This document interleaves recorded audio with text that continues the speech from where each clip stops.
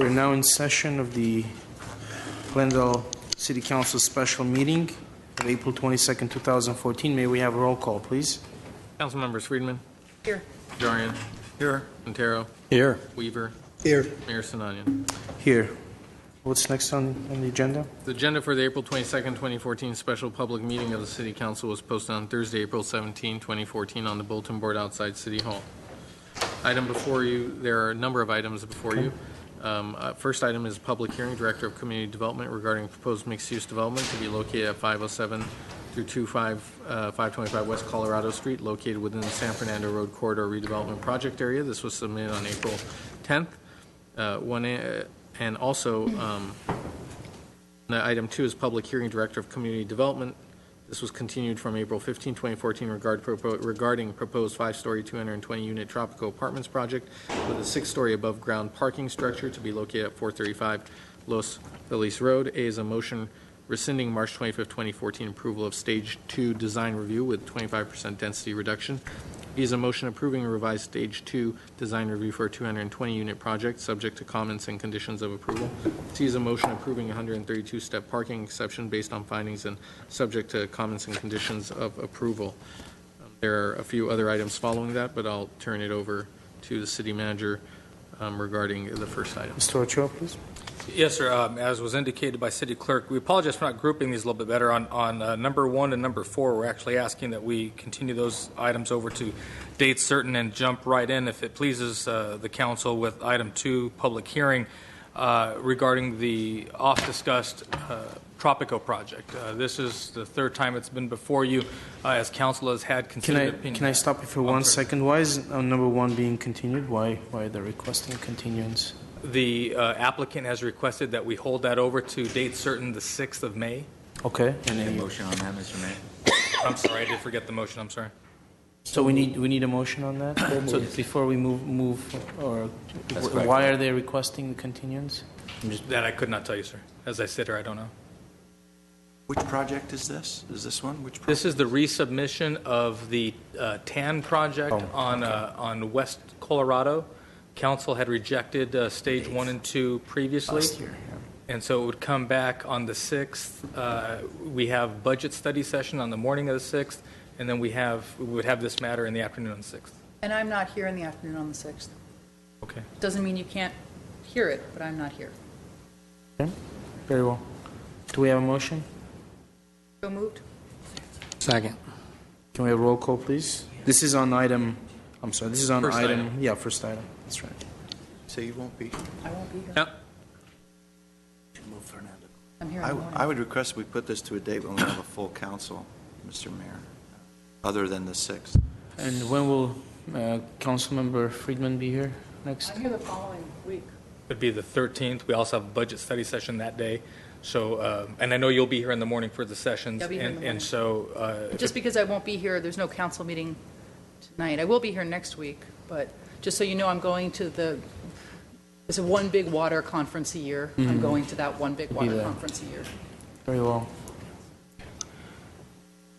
and actually, sir, since you're contemplating a different date on item 1 for the 507-525 West Colorado, CDD director reminds me that we also need full council for item 4. So if we're going to hold over 1 for full council, we probably should hold over item 4, a public hearing on the rezoning of the area along Fernando and Cypress. Okay, will someone move to that effect? I will move item 1 and 4 that it's moved to the 13th, assuming that the applicant can do that day. Yes. If not, then the next date that we have a full council where the applicant can attend. Yes, So ma'am. it'll be both will be continued May 13th at 3 p.m. without further public notice. Right. I'll second the motion. Roll call, please. If I may, before we do that, allow me to read item 4 into the record for anyone who may be here for that. 4 is a public hearing as well, Director of Community Development regarding proposed general plan map amendment and rezoning of 10 properties along Fernando Court and Cypress Street from industrial mixed use and the land use element of general plan, and from the industrial to IMUR, industrial commercial residential mixed use zone, submitted on April 4th. There's been a motion to move items 1 and 4 to date certain. Roll call will be following. Council members: Friedman. Yes. Najarian. Yes. Caro. Yes. Weaver. Aye. Mayor Sinanian. Yes. Thank you. Okay, now, item number 2. Yes, I interrupted you, Mr. Ochoa. No, absolutely, sir. My apologies for running ahead. As I say, this is the proposed, at this point, 220 units Tropico project, originally proposed as 225 units. The applicant had, based on council direction and comment, revised down the number of units and made specific other changes. Came back last at a previous meeting, and council had questions with respect to the pro forma that was provided by Kaiser Marston Associates, and also recognized that council member Friedman was out that day because of the Passover holiday. So at this point, we have the full council. We are asking for your consideration in this public hearing for the project. If you would like staff to walk through the project again, certainly we can. If not, then I would turn it over to you, Mr. Mayor, to have Mike Genthy of Mill Creek make some very brief comments. And if the council wishes to discuss with Mr. Raby, the analyst from Kaiser Marston Associates, as to the pro forma that was provided, certainly we can entertain that. Yes, let's do that. Let's have Mr. Michael Genthy? Genthy. Just for the record, the open is... Oh, yeah, we're opening. It's still open? Yeah, the it's still public hearing? open. Okay, let's continue.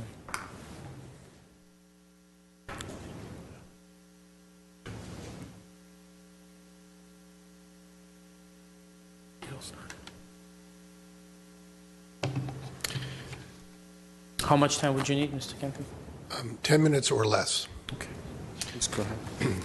I'll begin.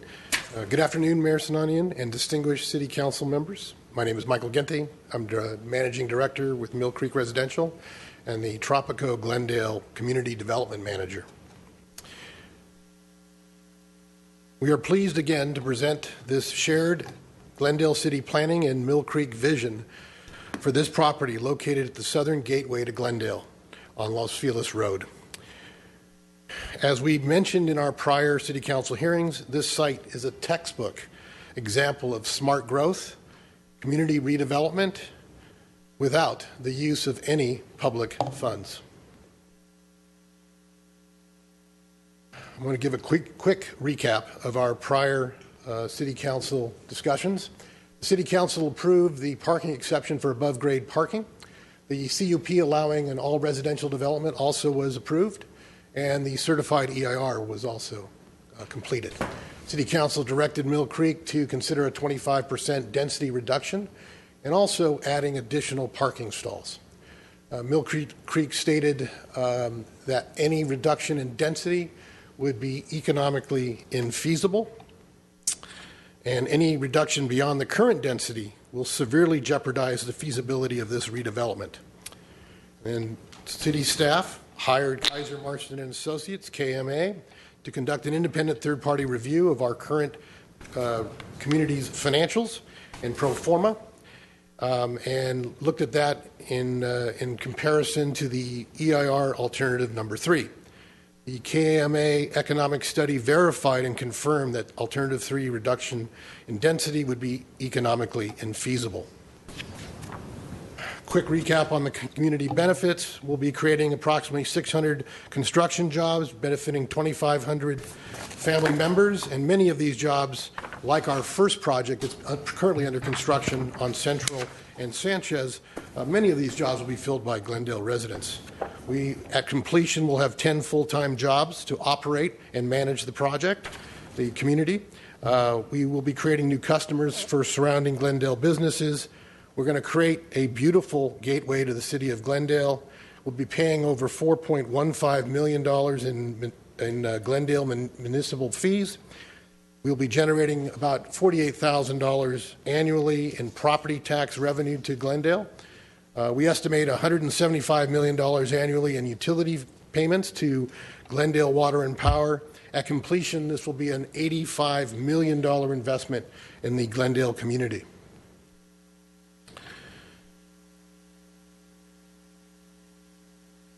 After significant design review, we have agreed to eliminate 10 units, replace them with 5 3-bedroom family-styled apartments. We are also adding 14 additional parking stalls. These are all guest stalls. In total, we now have 53 guest stalls, which far exceeds the DSP guest stall parking requirement. In addition, we also have provided shared parking, car parking, electric car chargers, and both short and long-term bicycle parking.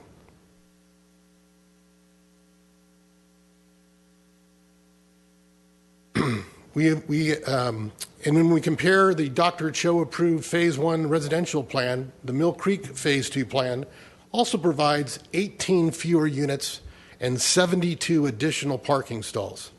We have also significantly enhanced the architecture and site plan, and we now exceed the DSP parking requirement by 31 stalls.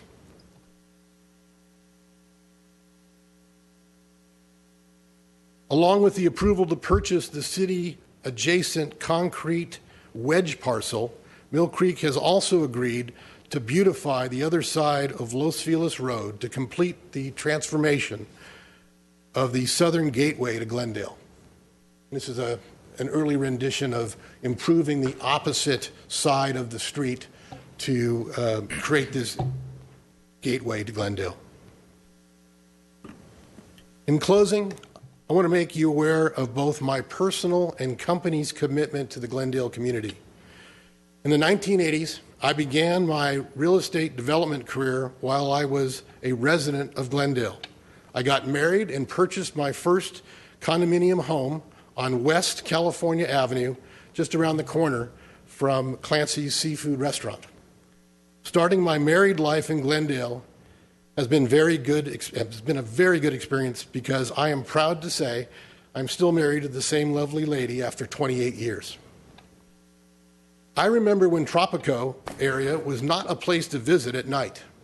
However, today, the council's urban redevelopment vision has already begun in earnest, both in the downtown and San Fernando Road redevelopment project planning areas, leading the way. Our housing commuting will be another important piece in helping to complete the council's vision to create a live, work, and play environment for Glendale's residents to enjoy and thrive. I want to appeal to your collective pride and passions to make Glendale the best it can be. Please join us in our efforts to clean up this blighted site and help us make the southern entrance inviting to Glendale's visitors, workers, residents, and their families and friends. After many failed attempts over the past 10 years to redevelop the subject property by others, we now have a unique opportunity to make a change for the good of the Glendale community. Let's make this happen together. Thank you for your time in presenting this exciting redevelopment for the city of Glendale. We now welcome any questions you may have. I know that we had some questions for whoever's appearing on behalf of Kaiser Marston, so if we can invite them. So by way of introduction then, sir, as we bring up Jim Raby from KMA, you recall that the information provided last time was that the current project provided the developer yielded I think 10.5% profit margin, which was just north of that magic 10% line that most private developments, probably all private developments as rational actors would require in order to make a deal go forward. So Mr. Raby will be able to talk about the assumptions that went into that assessment as well as the net impact of the reduction of the 5 units. So, Jim. Okay. Good afternoon, Mr. Raby. Council members, my name is Jim Raby. I'm a senior principal with Kaiser Marston and Associates. The scope of work that we started with was to look at 2 projects. The proposed alternative 3, a 25% reduction, and look at the proposed project to take a look at feasibility. We did meet with the developer to see their numbers, see their plan, mostly to understand quality and what's being built so that when we then use our information and our numbers for doing the analysis, we know what we're looking at. So we're looking at something that looks like and is equivalent with their project. Over the last 3 to 4 years, my partner Kathy Head and I have looked at probably 15 to 20 different projects with type 3 construction, which is what this is called, a concrete podium with 5 stories. It's a little more expensive construction than stick. The other thing that we did is we've taken a look at the newer apartment projects that have been built over Broadway Central and Brand in that area to know what we're looking at in terms of rents. So we then so the numbers that are here and I've talked about in the short memo that we were asked to write really represent our numbers, not the developer's numbers. Their numbers are reasonable. They fall into the reasonable range. And what we found for the proposed project was that does indeed have a 10.5% return, and it's only a 3.5% profit margin when we look at the 25% reduction for the alternative 3. So I think that sort of sums up what we had done as of last week. So I'll take, I guess, questions on that. I don't know. I'm here at your pleasure. Thank you. His pleasure, depending on your point of view. Questions? Yes, I have Mr. some Najarian? questions. Thanks for Sure. coming in, Mr. Raby. And I had some questions when I read this. So we're talking about city manager talked about a 10% magic number. What's magic about 10%? When we look at most development projects of this type, when we go to type 3, if this was just a stick project with surface parking, we might be able to go 9 to 10. For a project of this type, it runs, when we look across the board at developers, they require 10 to 12. If we were going subterranean parking, which takes a lot longer, you have to build all the parking first before you can start the verticals that extend your time frame. Those returns tend to be in the range of 12 to 15% profit margin. So 10 to 12 is the sort of the reasonable range of what most developers would require for a project of this type. Are you talking about a total project value upon completion? Or are you talking about a cash over cash annual return? What is that?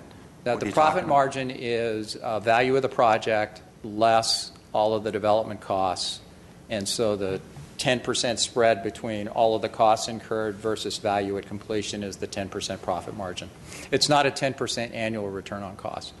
Valuation of the project, as you said, is very much based on the rents, the income, net operating income that the project would bring in. That's correct. It's based on income and cap rate, the combination of the two. Okay. We capped this project at 4 3/4. Lowest cap rates on the west side are probably in the 4.5% range. Out in this area, it might be 4.75 to 5. So for most of this, I've pushed profit margin down. I've pushed cap rates down to, in a sense, make it as tight a deal as I can, trying to make sure that it still has to be reasonable and it still has to be objective. Did your analysis take into account increased rents after year one? No, because I was only doing, in this stage, and at completion, a static pro forma, not a long-term cash flow. I would expect that they'd still fall within if I did a long-term cash flow on this, the apartment projects still require a 9 to a 12% IRR, maybe 10. I mean, probably I'd still target 10 or 11 on an IRR basis. Tell us what that means. Well, looking at a project, IRR is internal rate of return.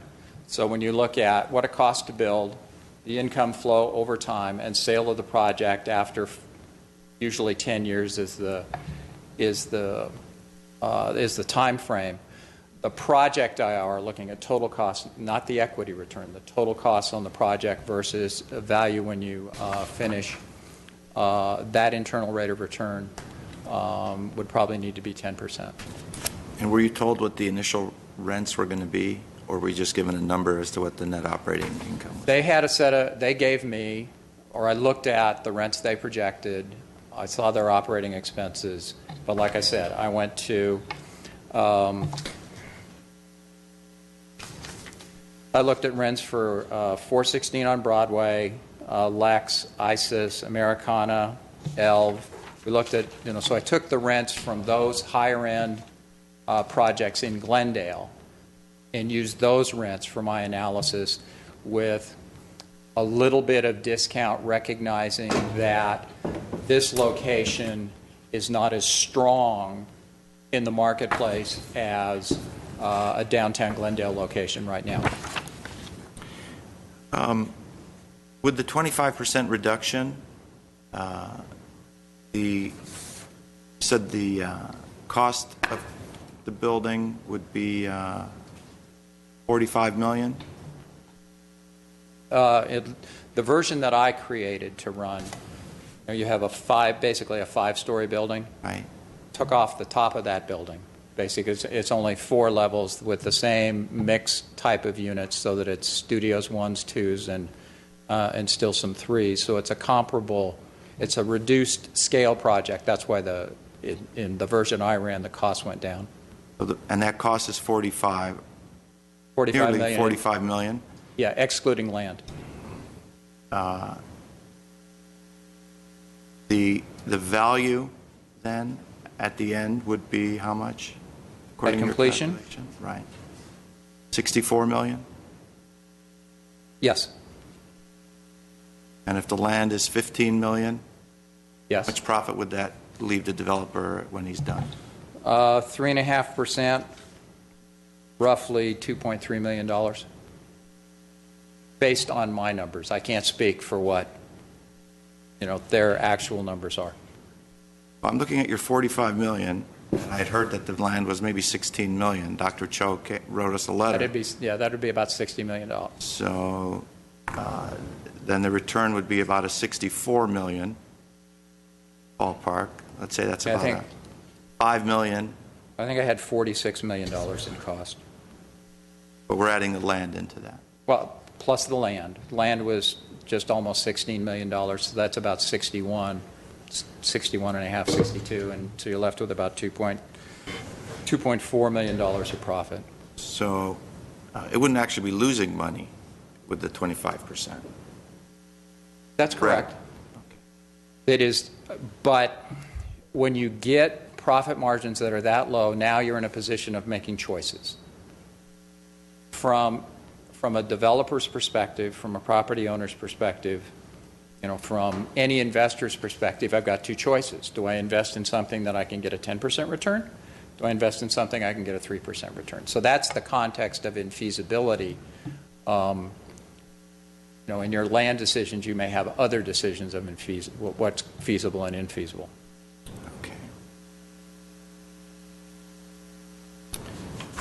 Okay, I don't have... well, let me ask you this.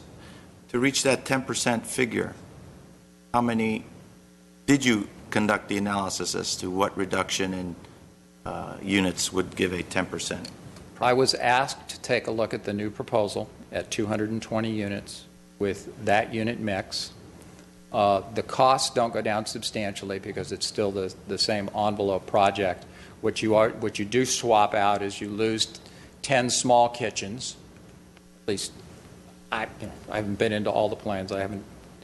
So you lose 10 small kitchens, you gain 5 bigger kitchens. So there's a limited reduction in cost, but you lose a fair amount in income. When we look at it from that perspective, the numbers that I ran for that project had a 9.8% profit margin. Thank you. Any more questions for Mr. Ravy? Thank you, Mr. Ravy. No more questions. So we have some speakers. And the first speaker is Sherry Stubbs.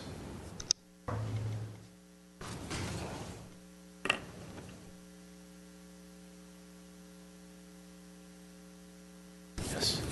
How much time do you need? 3 minutes enough? A couple minutes, I Okay, Thought I great. would only be allowed a couple minutes, though. You're allowed your couple of minutes. Go ahead. Thank you. My name is Sherry Stubbs. I live in the far north Glendale section of Glendale. While we may reside in the northern part of the city, what happens in any part of the city impacts all its residents, this proposed project included. There are more than economics to be considered, and we must think past the developers speak, always praising the project. Every project that comes through, the developer praises it. I would reiterate the points I made in my April 20th email to all of you.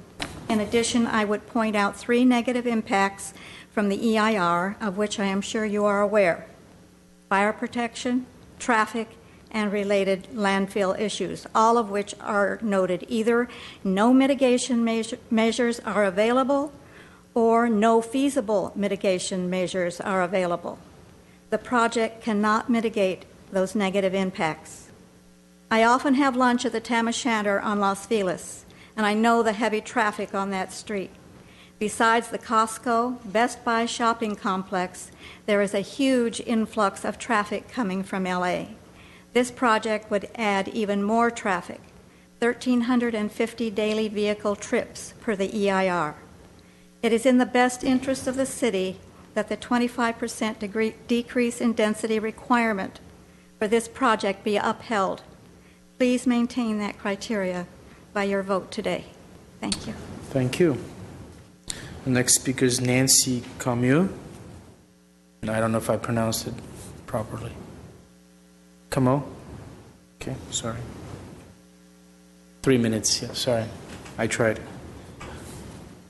My name is Nancy Camo, and I live in North Glendale. And again, as Sherry pointed out, even though I do live there, this development downtown is impacting all of us. Everyone I know is extremely concerned about the overwhelming spurt of residential construction in downtown and South Glendale.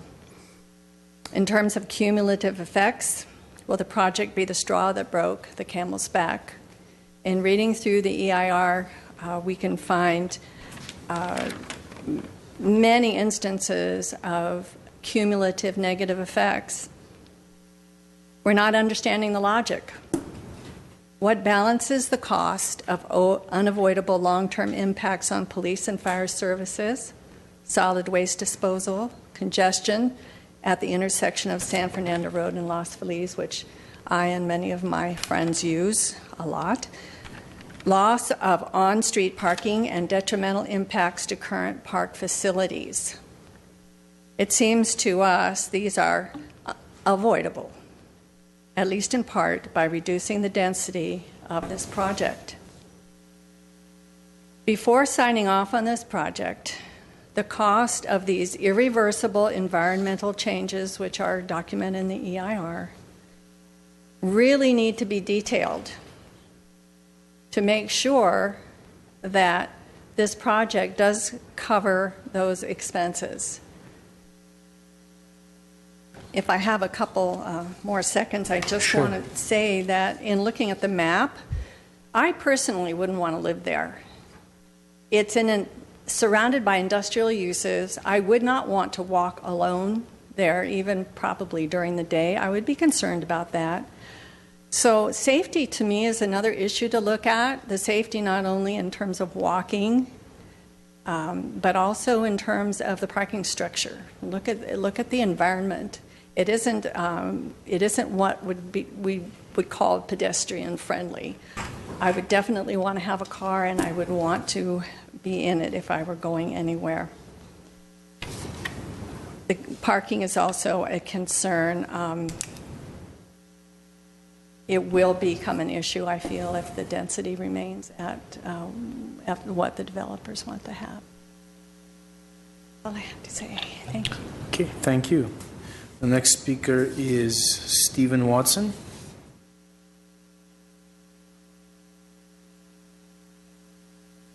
Good afternoon, Mr. Mayor. My name is Steve Watson, City Council. I spoke once before. I own property up in northwest Englewood. I own Englewood, also northwest Glendale. And as I'm looking at this, and the reason I really came down here is someone gave me an opportunity to look at a few properties here. And my investment group and my family were interested in possibly buying them. But watching this has a great concern for me at this time that the city council is going to dictate what my income and what my profit margin may be if I ever try to redevelop the properties. And that concerns me as a private investor. I don't require government money. We have our own money. But as I've been watching this, I'm worried about the project. I'm worried about what was presented to me. That's why I've been sitting here every week watching this. And I don't know. And I don't know if I should talk to my investors on what we're going to do on this project that we're thinking of buying. But as I stand here and own in Glendale, I've never had a problem. I haven't seen this before, and I do not totally understand why. I drive down Los Feliz. I look at that blighted area. It's horrible. It's been there. I drive there late at night. I see the homeless people. I see the issues that are going on that street. It would be great if City Council could get behind this project and we could have something nice there entering into the gateway of Glendale. So that's why I stand here before you, and I'm in favor of the project. I'm in favor of Glendale being developed. My cousins have lived here. My CPA is here. My eye doctor's here. I do a lot of business in Glendale. I'd hate to see you take me away from it. Thank you. Thank you, Mr. Watson. I'd like to give the applicants an opportunity to respond to any issues that were raised by the speakers, if you have any responses. No? Well, you do. You don't. Okay. So we have no more additional questions. We'll close public session here. And who'd like to go first? Mr. Weaver? Well, I think we talked about this at length last week, and I said I was fine with the original project and the change that they made, reducing the number of units and creating more 3-bedrooms. And that might be a good idea, but in any case, I'm fully supportive of that too. One thing that we don't hear much talk about is the fact that there'll be a parking structure on the west side next to railroad tracks, and we talked about the opportunity to put signage, whether it's neon or whatever, on that west side, and possibly generate $100,000 to $200,000 a year from the sales of advertising Glendale on that side. So I think overall it's a good investment. I've driven down that road even before they had an underpass, when you just drove over the top. Of course, that's, if you notice, you see a lot of trains, boxcars sitting there, not moving, and that would back up the traffic for blocks. So that's why the underpass is there now, and the applicant will be improving both that slope and the slope on the other side. So anybody coming into Glendale, it's one of the entrances, main entrances into Glendale, will see a pleasant location, not what is there now. So I fully support the revised project that they presented. Thank you, Mr. Weaver. Mr. Quintero? I'm going to let Mr. Najarian go first. Yeah, certainly. Thank you. And not to contradict Mr. Weaver, but he wasn't always fine with this project. In fact, the presentation of this project was delayed at least 1 week until he could meet with Rodney Kahn at the Tam O'Shanter and go over the details of the, I believe it was a landscaping charrette that he was not happy with. So it was only after Mr. Weaver's concerns were satisfied and changes made that I think he was on board. But let me tell you where I'm at. I'm not going to back down. I'm going to stand up for the residents of Glendale who are now alerted to the runaway train of development that has struck downtown Glendale. There's been a lot of misinformation and a lot of half-truths that have been put forth, and I'm hoping that I can expose them and hopefully convince my colleagues when it comes time for the actual vote to reconsider. Last week, we were urged to, and again this week, we were urged to permit this development to go forward because of the blight the blight on the current project, on the current lot, the current property site. Well, that blight is the blight of the former owner. And how ironic it is that the one complaining of that blight used to represent the former owner, Dr. Cho, who's now representing the current owner. So Mr. Khan is saying, this property is blighted, get rid of it. I know as an attorney, attorneys have high ethical standards. An attorney would not be able to play both sides of that.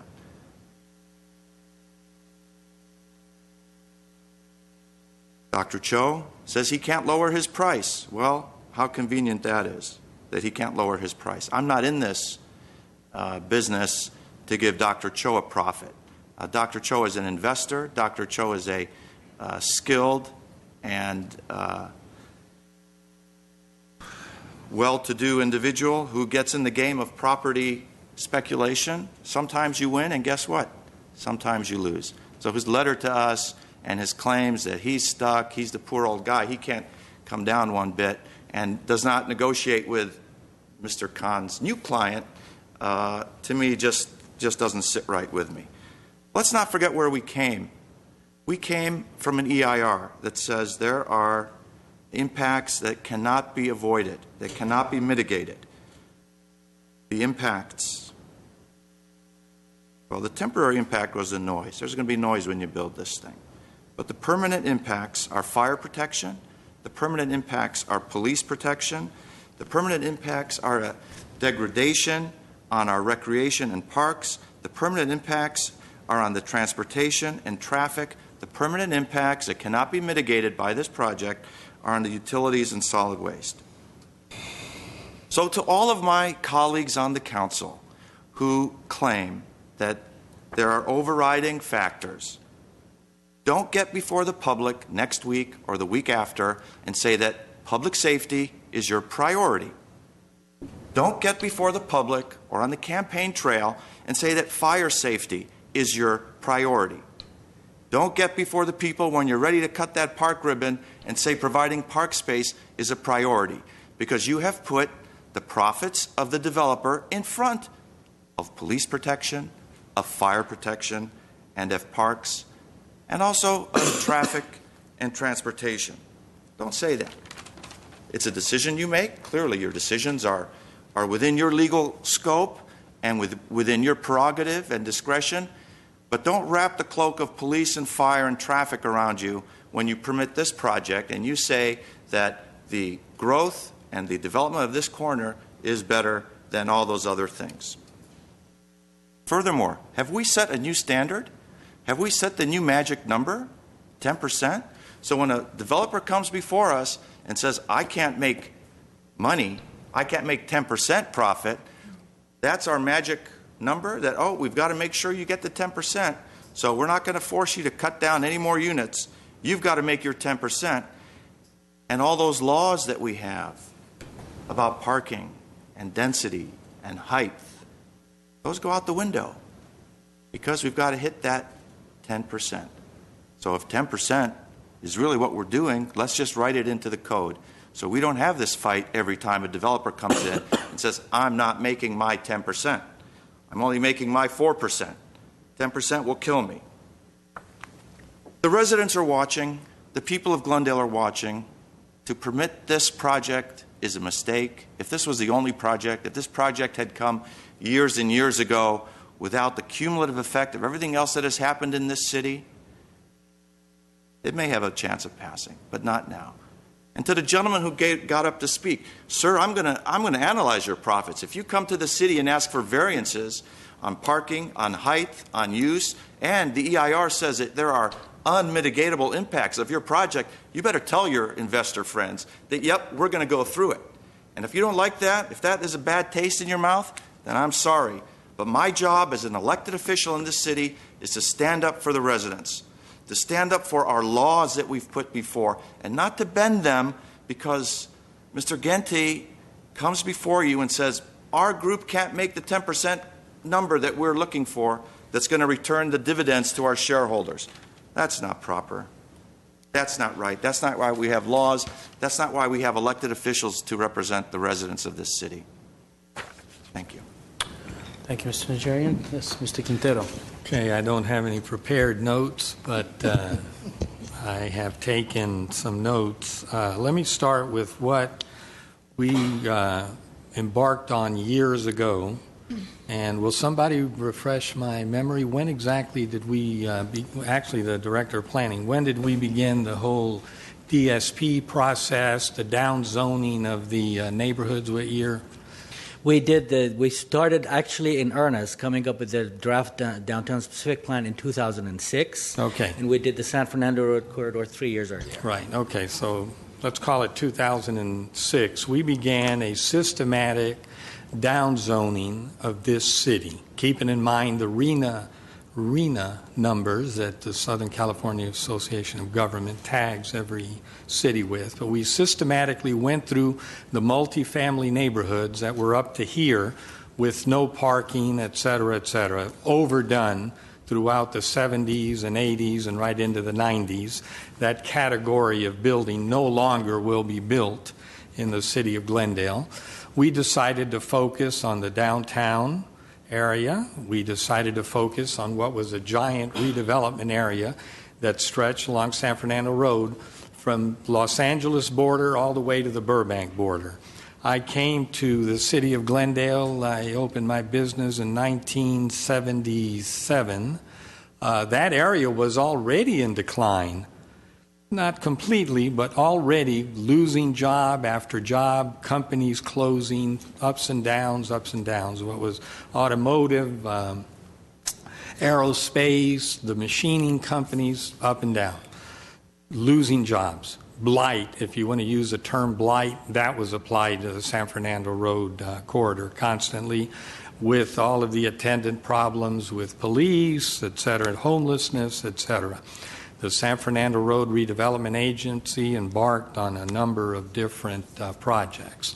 So as a result of the Downtown Redevelopment Agency and the San Fernando Road Agency, we decided to go with mixed use. And while I personally am not interested in living in this kind of urban type of environment, there are thousands and hundreds of thousands, and yes, I'd say across the country, millions of people, maybe a different demographic, age-wise, et cetera, that are interested in that type of housing.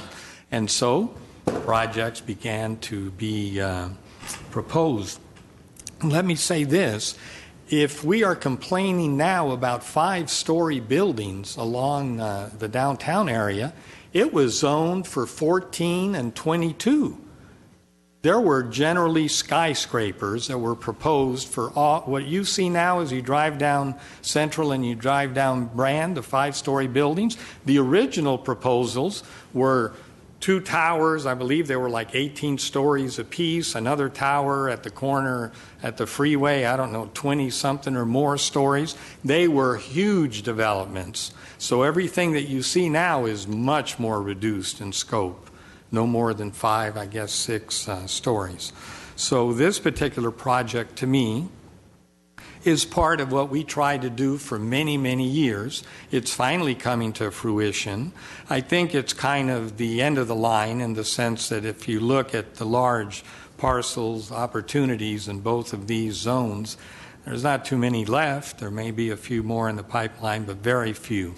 And so I think we have finally reached the point where there is a critical mass, especially in this neighborhood, which both speakers mentioned how destitute it is and the crime and the homeless and so forth. Well, if you start bringing in people, just like in other cities across the country and here in Southern California, start bringing in people, then I think you're going to have less crime, et cetera.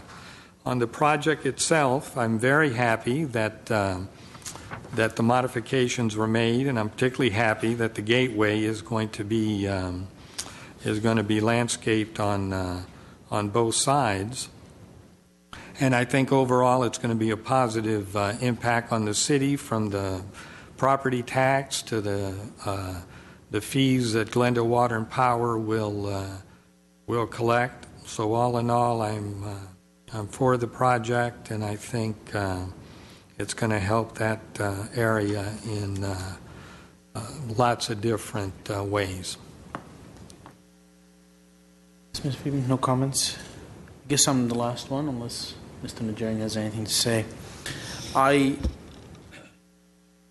constantly, well, not constantly, but on many occasions ask the question about these cumulative impacts that additional development is having on the city of Glendale. And the answer consistently seems to be that while there is impact, I mean, it's impossible to develop a geographic area without there being some kind of an impact.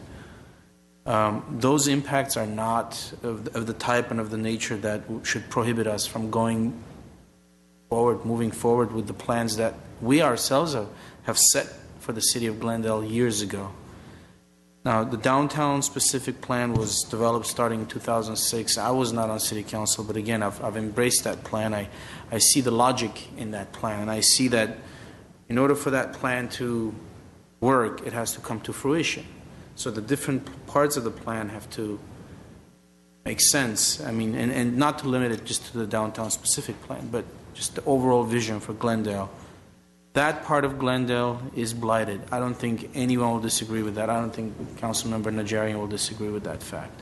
That specific plot is it's horrible. It's bad, and it is the gateway to Glendale. So every time someone comes to Glendale from that side, from southwest, what they see is the first thing they see when they enter Glendale is that plot, and it's just not. I don't see how we can leave that property the way it is and consider that as a positive step for Glendale. I don't understand how that argument can be made. Now, can there be better projects out there?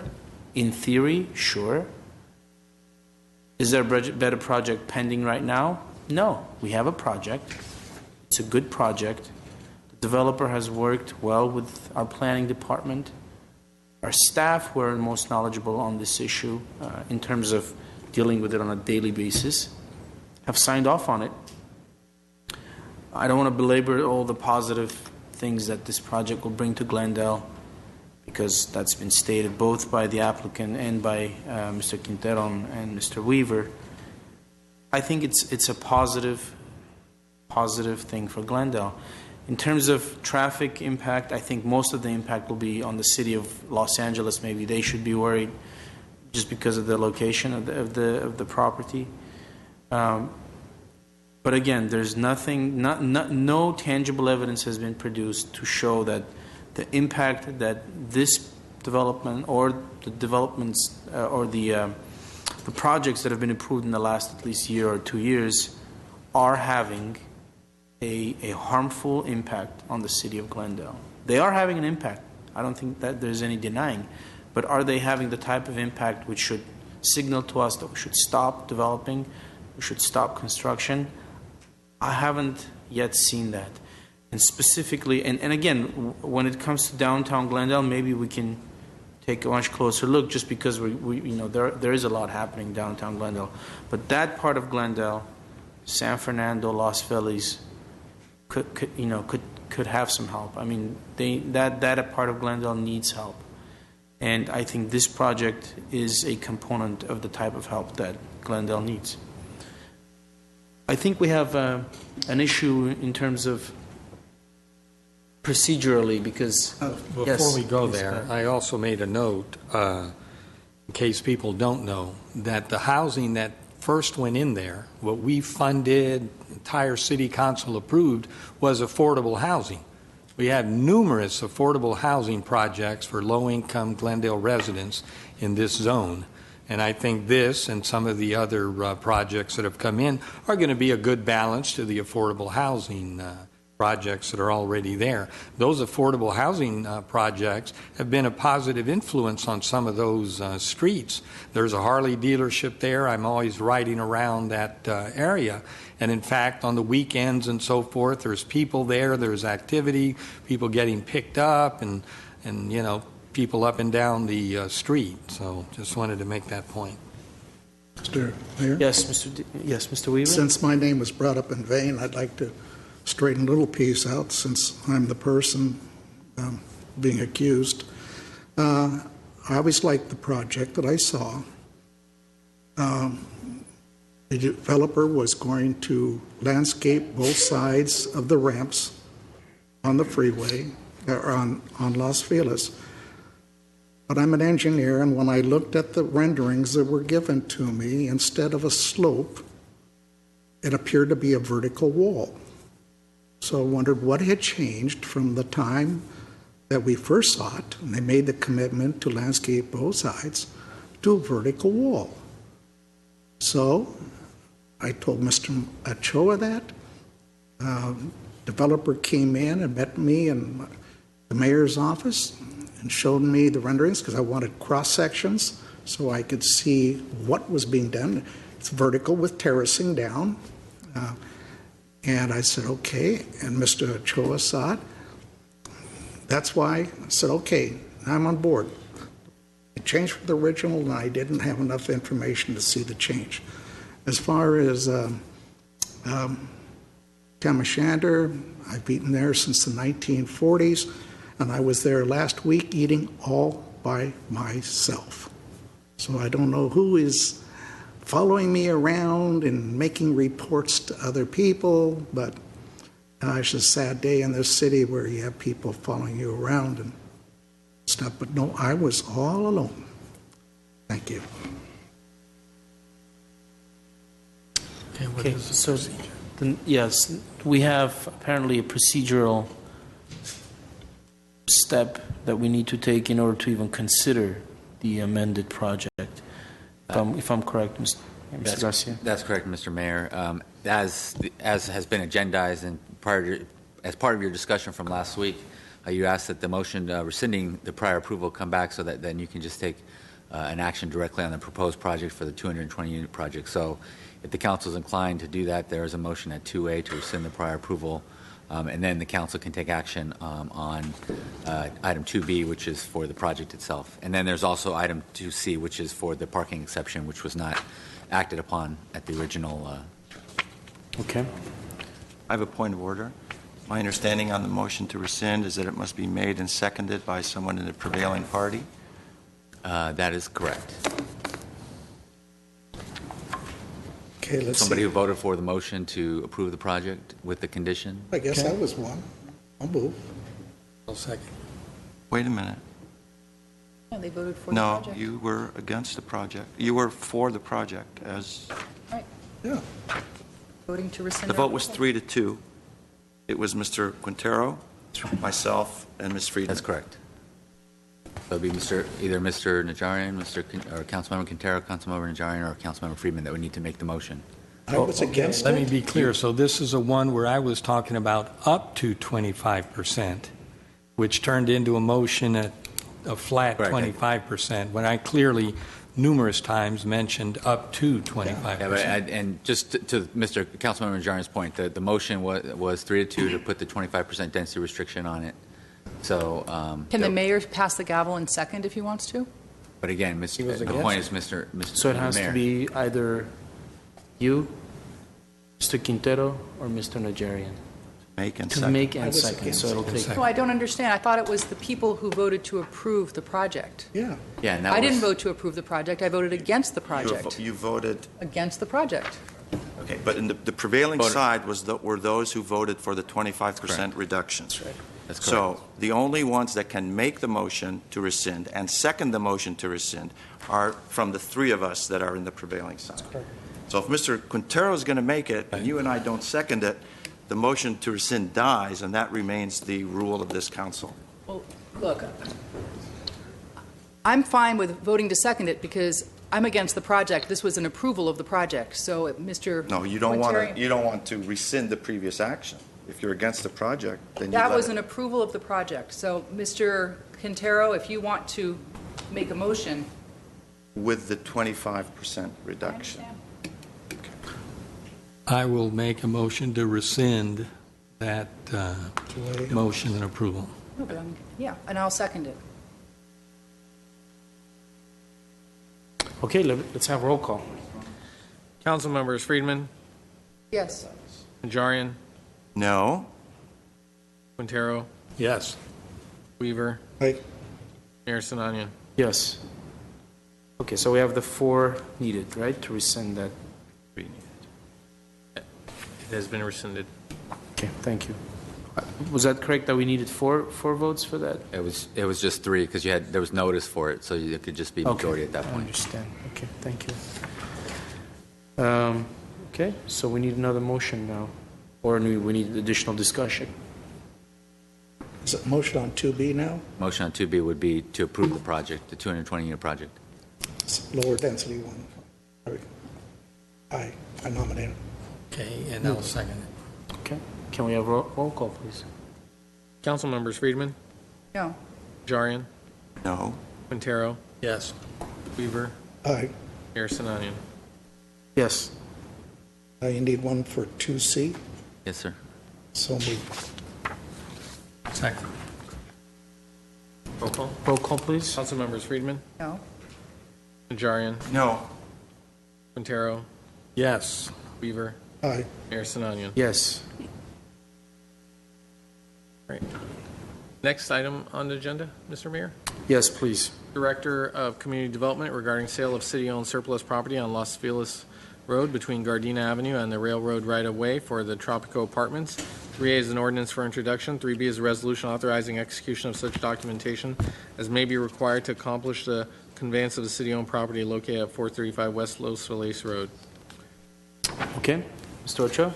Yes, sir, and I need a point of clarification from City Attorney. If this is an ordinance for introduction, would the resolution be held over until the adoption of the ordinance? That would be our preference. So in this case, sir, if just generally, as you've discussed, this particular project, the Tropico project, and was highlighted, the embankment that exists would be sold to the developer for fair market price. And at this point, that transaction would be animated by an ordinance. And if you have any specific questions, we can have Mr. Hagani and Mr. Golanian, our city engineer, provide any clarification. If not, we would ask respectfully that you introduce the ordinance. We'll be glad to introduce the ordinance. We have a Oh, I'm sorry. I'm sorry. We have a speaker that'd like to be heard, so we have to open. Do we have to open a public meeting? No, there's no public hearing. Public hearing. All right, Mr. Stephen Watson again. Mr. Watson will pass. Do you have any questions, or? I'll introduce the ordinance. Okay. Do we have a second? Oh, you're just introducing. Okay. What's next? Next When item is has that, been when is moved. that vote going to be taken? Next week, or? Yes. Yes. In the evening session. Scott, your mic. Yeah, I believe then it would have to go to the 13th because we will not have a full council. Want in to the vote council next week? Oh, I'm sorry. That you Next are week, correct. next week I'll 29th, be yes, here. we will. Yeah, I'm here. Does 29th, that we will. need 3 votes or 4? That is 4 votes, I believe. 4 votes. 4 votes. Okay. Sale of property. Okay. So what's next on the agenda?